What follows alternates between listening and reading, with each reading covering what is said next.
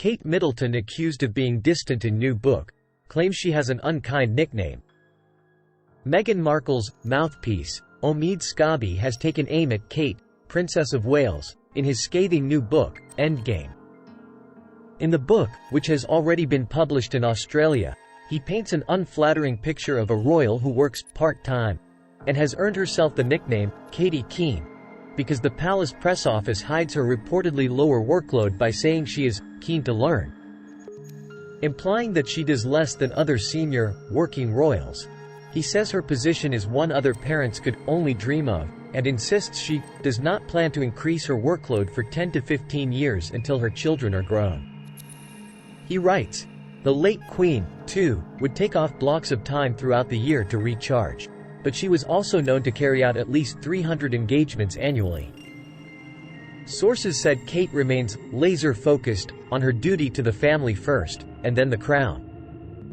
Where other senior royals are out and about several times a week, meeting people across the length and breadth of the country, Kate has long maintained a smaller work schedule that helped her check off the required royal boxes while saving time for her roles as a mother and a wife.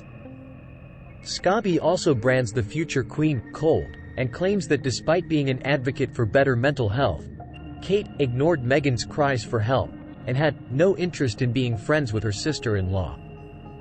Drawing comparisons between the two women, he says Kate isn't known for her leadership and outgoing nature, unlike Meghan, and that the mother of three has had 5 private secretaries in 6 years because they apparently found the role uninspiring and frustrating. Furthermore, he claims Kate often stumbles on her words when speaking in public and that she desperately didn't want to appear on Blue Peter in 2019, describing her as a bag of nerves who was well out of her comfort zone.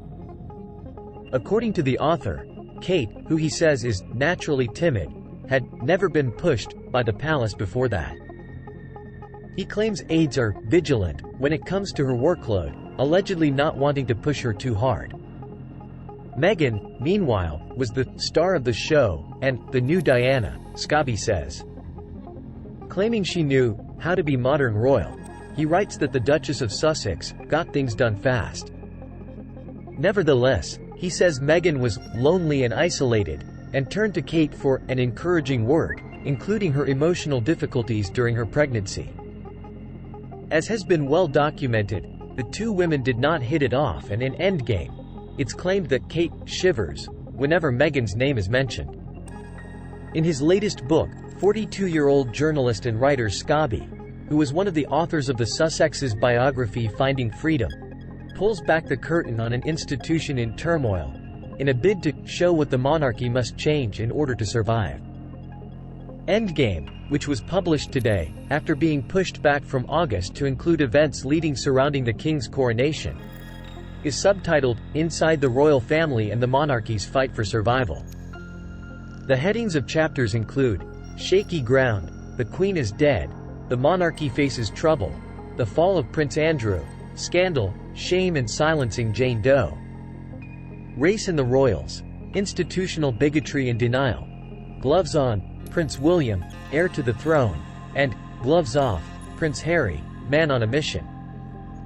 New explosive allegations in the book include Meghan never wanting to set foot again in England again, as she has no wish to dive back into the soap opera of the court.